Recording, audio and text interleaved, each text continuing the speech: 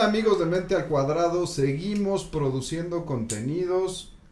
No se olviden de estar al pendiente de todas nuestras redes, en especial el TikTok, el canal de YouTube, y pues denle palomita a la suscripción para que les sigamos avisando cuando venga un nuevo capítulo, que seguimos y seguimos y seguimos. Ahora ya nos pegó el invierno y ya andamos con suétercito. Y el día de hoy, porque habían estado escribiéndonos, tenemos que tocar el tema de las adicciones y nadie mejor para eso. Nos acompaña el día de hoy el maestro David Rowanowski. Él es experto en patología dual y terapeuta en adicciones. David, ¿qué fregados es la patología dual? Doctor, gracias por la invitación. Pues la patología dual se refiere básicamente a la convivencia de dos trastornos simultáneos en una persona. Uno siendo el consumo problemático de sustancias, Sí. y el otro es un trastorno de salud mental subyacente como la qué? depresión, la ansiedad generalizada, el TDAH, que es trastorno por déficit de atención, a veces trastornos alimenticios y a veces también trastorno por estrés postraumático. Entonces conviven estos frecuentemente. Oye, este cuento que nos dicen los pacientes en la consulta, doctor, es que yo consumo por ansiedad. ¿Qué tan real es esto? Bueno, es muy real. ¿Por qué? Porque también a veces entendemos una adicción, por ejemplo, Sí. como una automedicación. Ok. Yo estoy muy ansioso, no puedo dormir, a veces voy a buscar mi gallo de mota para aparentemente conciliar un buen Un sueño. chupito, un fuertecito. Un tequilita, hay algunos más fuertes que otros, pero Sí. sí es real que existe ese consumo por ansiedad también. Ok, entonces sí es un contenido. Oye, y quiero romperles un poquito el corazón a los que nos están viendo, porque de repente pensaríamos, no, adicción es el fentanilo, adicción son los opiáceos como Michael Jackson, Ujú. pero pues cigarro, nicotina, danos un contexto de qué es lo que incluye Claro. cuando me engancho con algo, ¿no? Ese es un muy buen punto. La adicción no se define por la sustancia externa, si te das cuenta. Ey. Se define por mi relación con la sustancia. A ver, ¿cómo es eso? Yo puedo consumir alcohol y no tener alcoholismo. Ok. Yo puedo consumir recreativamente marihuana, pero no tengo un comportamiento adictivo con la marihuana, un consumo adictivo. Y lo mismo sucede con las apuestas. Tú y yo podemos apostar a América Chivas, Ey. pero no necesariamente eso me hace tener ludopatía. Entonces ¿Dónde rebaso la barrera? Yo creo que hay 4 criterios muy importantes. Ey. Uno es la pérdida de control. Otro es el uso pese a que hay un riesgo evidente. Sí. Otro es el deterioro social, es decir, consecuencias interpersonales. Okay. Y el otro, que es al que tú te dedicas, es la parte farmacológica médica, que cada vez necesito consumir más, que es la tolerancia o el famoso aguante, Sí. o que cuando retiro ese comportamiento tengo malestar, síntomas de malestar. Entonces, esas 4 categorías son muy importantes para un diagnóstico. Y ahí es donde entonces ya puedo pasar de un consumo lúdico a un problema médico. Así es, y creo que mucho se torna cuando ya hay, repito, una pérdida de control. No obstante, es importante diferenciar que hay también, la adicción no es nada más un mundo binario de la tengo o no la tengo. Hoy se habla de que hay un trastorno por uso leve, moderado de sustancias o severo. Y evidentemente no es lo mismo tratar, dependiendo del nivel de consumo que tenga la persona, será la intervención. Oye, pero es que yo no soy adicto, David. Yo lo puedo dejar el día que yo quiera. ¿Qué pasa con eso? Bueno, habría que hacer una evaluación para ver cómo ha sido la historia del uso. Ajá. Porque evidentemente cuando se hace una evaluación completa y compleja del paciente, uno se dará cuenta si meramente es un uso recreativo, un uso ocasional, o si ya se está tornando en un uso de múltiples consecuencias. El yo lo puedo dejar cuando yo quiera, pero de pronto hay 2 accidentes automovilísticos. O yo lo puedo dejar cuando yo quiera, pero falté al trabajo por haber consumido un día anterior, ya no es lo puedo dejar cuando yo quiera. Ahí es donde empezamos a concientizar este tema. Yo creo que sí, yo creo que es importante ver qué consecuencias en múltiples áreas hay para ver si sí hay el... Porque todo consumo empieza por la voluntad, obviamente, por el gusto, el goce, pero cuando ya hay una pérdida de control, se trata más de evitar el displacer que de generarme placer. Oigan, y aquí quiero invitar a los que nos siguen en Mente al Cuadrado, pues pónganos en la cajita de preguntas a qué sustancias se consideran ustedes adictos para hacer esta interacción. Oye, quiero citar a mi papá, que nunca ve el programa, entonces no hay pedo para eso. Es que no existen las adicciones, es un pinche pedo de voluntad. Yo lo puedo dejar cuando yo quiera. La verdad es que yo me echo mis tequilas porque yo quiero y porque se me da la gana. ¿Es un tema de voluntad? Bueno, a ver, recordemos una cosa, el inicio de experimentar con una sustancia Sí. puede ser voluntario y frecuentemente lo es, pero cuando se trata de una adicción ya hay una adaptación cerebral, cambios estructurales en el cerebro Sí. que hace que en ocasiones esto ya no se trate de una elección dejar o abandonarlo, se trata ya de una persona que tiene un hábito ya sobreadquirido con hábitos en su conducta y en su cerebro que hace que sea difícil dejarlo. Entonces la adicción no se trata de una elección o de un fallo moral, sí se trata de una condición que se debe de atender de manera, pues yo creo que integral. Oye, si lo voy organizando, pues entonces has tocado varios puntitos. Es causas. Pues entonces la genética pesa cómo me fue en la infancia, pesan mis conductas, pesa mi química cerebral. Claro. ¿Cuáles son las causas de la adicción? Mira, somos seres biopsicosociales y entonces hay que entender todo tipo de factores de riesgo. Está la genética, pero predisposición genética no es predeterminación. Que yo chupo porque mi papá era borrachín. Claro, entonces la adicción también se puede ver como un fenómeno de conducta aprendida o como un fenómeno cultural. Entonces entran factores de riesgo culturales, de la conducta, de la crianza si hubo violencia en el hogar, de falta de oportunidades educativas, de compañeros o amigos que todos en mi grupo consumen, entonces yo aprendí a consumir desde muy temprano. Entonces es y se da de múltiples dimensiones. Y entonces, ¿por qué si tú y yo éramos compañeros en la prepa y los dos nos fumábamos el gallo de mota juntos, por qué yo me enganché y tú no? Muy buena pregunta, porque tu historia no es la misma que la mía. A lo mejor tú viviste en un hogar caótico de violencia, o a lo mejor en tus genes desarrollaste más rápido tolerancia y se hicieron cambios en tu cerebro, en la habituación a esa sustancia más rápido que en mi historia, en donde no hay genética. A lo mejor tú tuviste menos oportunidades educativas, o a lo mejor simplemente tu ambiente no propiciaba límites necesarios para ciertas conductas, y en mi casa sí habían consecuencias más claras de mi consumo, por ejemplo. Ok. Oye, ¿ya viste la serie de el reality de Julio César Chávez? Infórmame, porque no lo he visto. Bueno, no lo vean porque es malísimo, pero si quieren ver una apología de cómo se vive con las adicciones, está interesante en el sentido de que los dos hijos mayores de Julio César están enganchadísimos y él tiene su propia clínica de adicciones. Parece un comercial porque los mete y los saca ahí todo el tiempo como él quiere. Les digo, la calidad es bastante malita, pero sirve esto para preguntarte, entonces, ¿el que reúne todas estas condiciones de adicción va a ser adicto toda la vida? Mira, esa es una muy buena pregunta. Yo creo que discriminaría caso por caso. Hay muchos fumadores que dejan de fumar solos sin tratamiento. Porque hoy mi hijo me dijo que, papá, ya no quiero que fumes. Por culpa, por miedo o a veces por incentivo. Quería correr el maratón y me ahogaba si estaba fumando, ¿no? Quería tener un mejor rendimiento escolar o en mi profesión y la mota me estaba quitando la motivación. Hay casos que lo logran de manera independiente, pero sí hay ocasiones en donde una intervención multidisciplinaria va a ser necesaria. Sí, pero entonces, ¿sí habría esta tendencia a la cronicidad? Híjole, yo creo que hay situaciones en donde sí se vuelve crónico, y en esos casos en particular es donde sí necesitamos intervenciones específicas, y sobre todo si la persona necesita más contención y redes de apoyo para que el pronóstico sea mejor. Oye, tocaste la palabra mágica intervención. Si vemos en la tele, bueno, son maravillosos. La persona no entendía que tenía una adicción y entonces vino un iluminado, así como tú trabajas en tu consultorio, y agarra a la familia y los junta a todos y los confronta y tú me has lastimado por tu manera de fumar, de beber, de consumir. Ya entendí, mañana me interno en el centro de rehabilitación. ¿Qué onda con las intervenciones? Bueno, la intervención no necesariamente implica algo muy intensivo o un internamiento.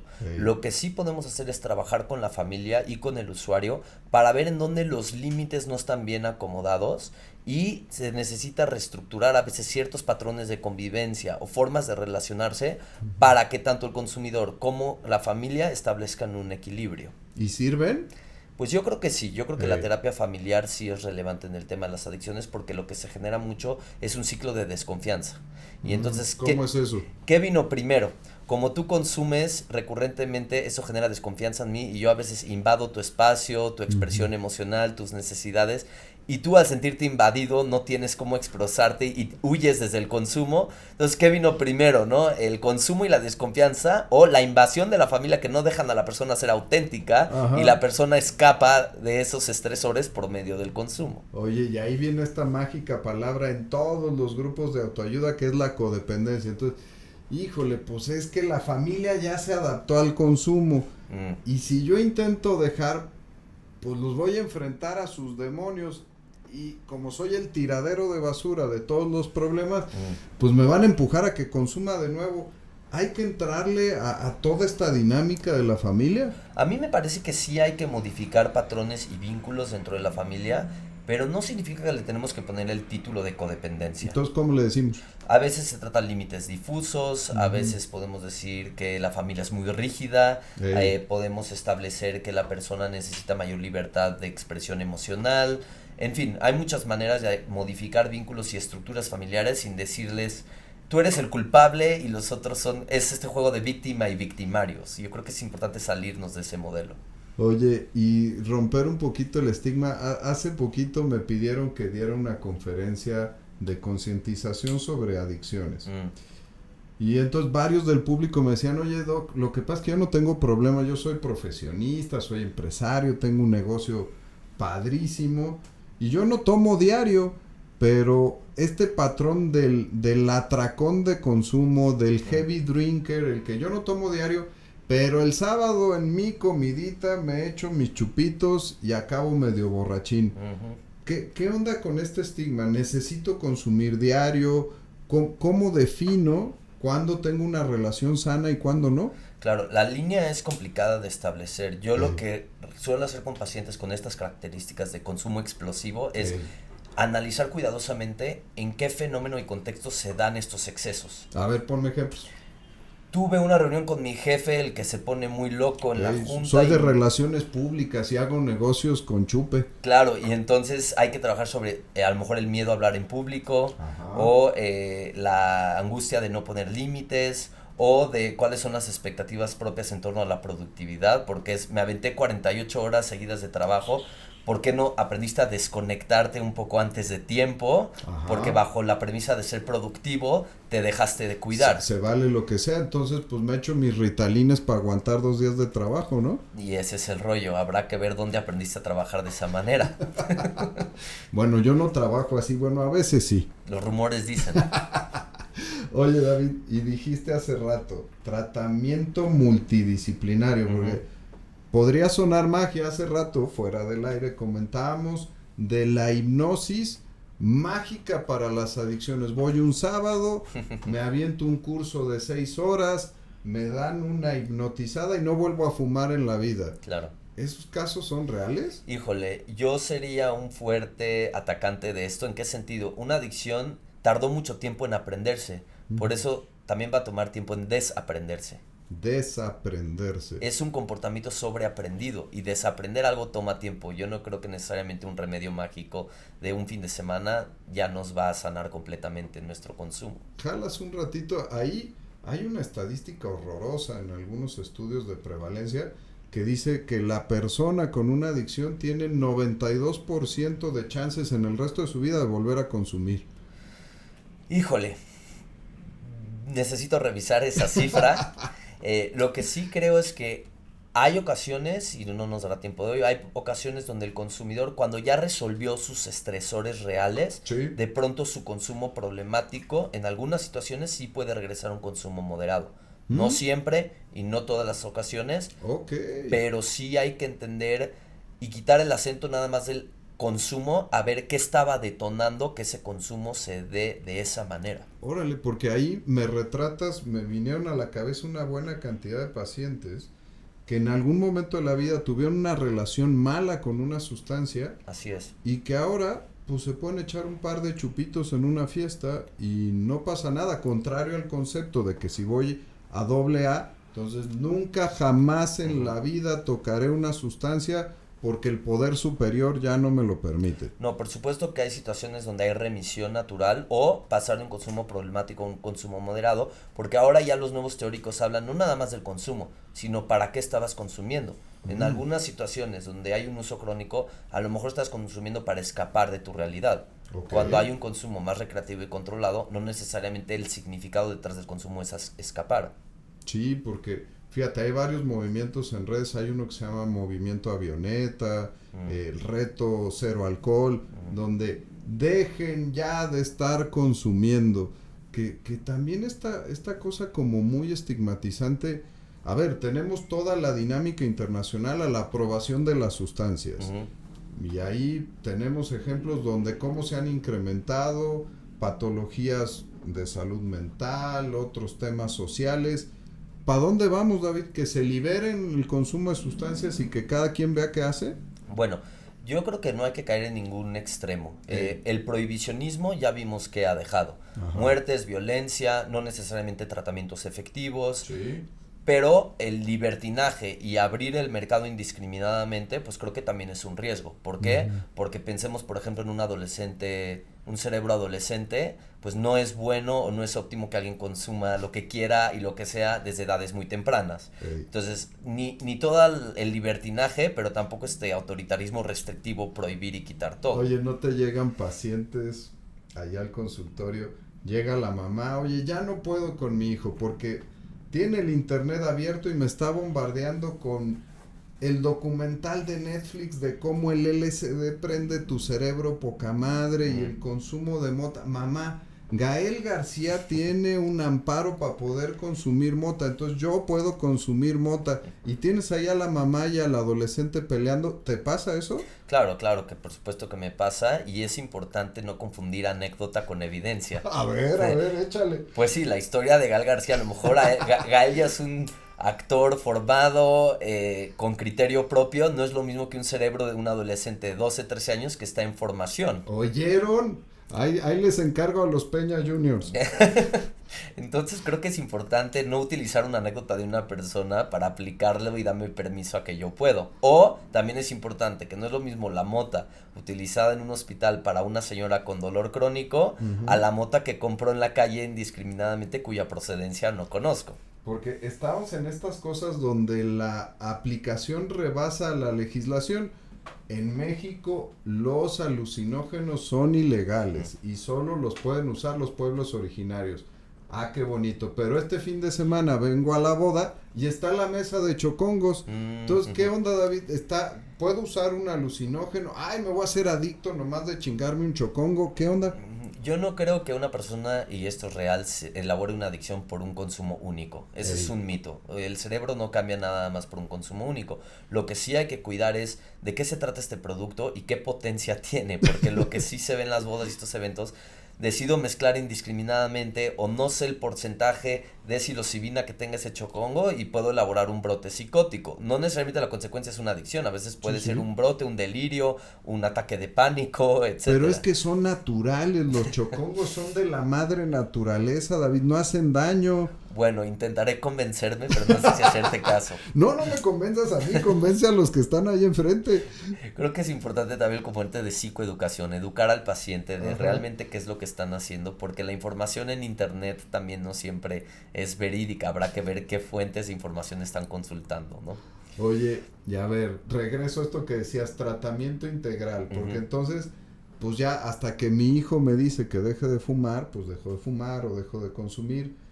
Pero, pues, ¿por qué existe todo este concepto de muchas personas involucradas? ¿Qué tiene? ¿Cuáles son los elementos de un tratamiento integral en adicciones? A mí me gusta mencionar 3 niveles básicos. Dale. El elemento terapéutico, que es el que trabajo yo, que es cómo gestionar mejor mis emociones para no evadirlas por medio del consumo. Ok.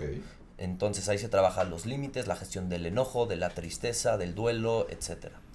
Luego entra el componente familiar, en donde queremos cambiar ciertos patrones o estresores del medio ambiente o métodos de relacionarse en la familia para modificar pautas. Okay, Entendiendo entonces, que el paciente a veces es un síntoma, es el consumidor dentro de un sistema que es la familia. okay, mi manejo psicológico, Familiar, mi manejo familiar. y en muchas ocasiones el farmacológico, Okay. entendiendo otra vez el consumo problemático a veces como automedicación. Yo estoy consumiendo mucha mota para aparentemente poder dormir, a veces hay que dar un ansiolítico que no sea adictivo. O que me ayuden a dormir, o que me ayuden. diagnostiquen si tengo un trastorno de sueño. También, o tengo adicción a la cocaína, que es un estimulante, y trastorno por déficit de atención. A lo mejor el psiquiatra necesita recetar un estimulante que no genere tolerancia para que la persona sí satisfaga la necesidad de enfocarse y llevar a cabo sus tareas, pero sin automedicarse con una sustancia potencialmente adictiva como la cocaína. Oye, y encaminándonos un poquito para dar solución al asunto. Te diré que en redes 3 o 4 veces a la semana tengo mensajes de familiares que están preocupados por consumo de su familiar relacionado, pero no tienen conciencia de las cosas. Y la pregunta mágica, y doctor, ¿y cómo le hago? Bueno, creo que es importante ver qué han hecho antes y Sí. qué ha funcionado y qué no.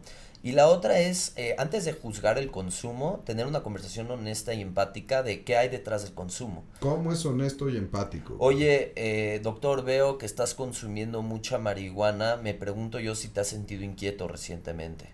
¿Cómo te sientes en tu chamba? Ey. ¿Cómo está tu calidad de sueño? Oye, te veo un poco apagado y que comentas poco lo que sientes. ¿Qué ha pasado recientemente? Es que ya averigüé y no es normal tu manera de beber. Ujú. Así te estoy señalando con el dedo. ¿Eso es empático? No, pero que eso es control. Eso no Ajá. es una pregunta indagatoria. Eso es un señalamiento y control. Y si la persona se siente juzgada, probablemente va a levantar más sus defensas y recurre al consumo una vez más. Entonces señalar, ¿no? Y esta parte desde yo familiar como primera persona, oye David, es que yo me siento muy mal de cuando consumes y te pones terco y me empiezas a sacar cosas del pasado. Ujú. ¿Ese acercamiento vale? Bueno, yo creo que lo que sí vale es establecer límites muy claros. Ey. Oye, si tú vas a beber de esa manera y te vas a poner agresivo en las cenas, creo que yo me voy a retractar y no voy a asistir. Me voy para atrás. Claro, en el momento que tú me empieces a alzar la voz e intimidar, yo no puedo tener una conversación contigo. Ey.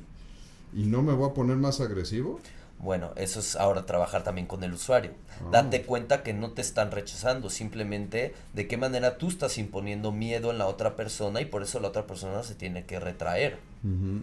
Ok, entonces en el multidisciplinario, por lo que me decías, pues tendríamos que tener un terapeuta, alguien que maneje el tema de la familia y una Psiquiatra. evaluación psiquiátrica. Por supuesto. Entonces no hay caminos mágicos como la hipnosis, de repente no hay soluciones mágicas. Ah, se inventó el nuevo fármaco que va al cerebro y me quita la relación con los opiáceos del placer y ya no tengo placer para usar una sustancia. Claro, y ahí es donde yo digo, se hace terapia pero no magia. Si quieres ahora al final del podcast saco la varita.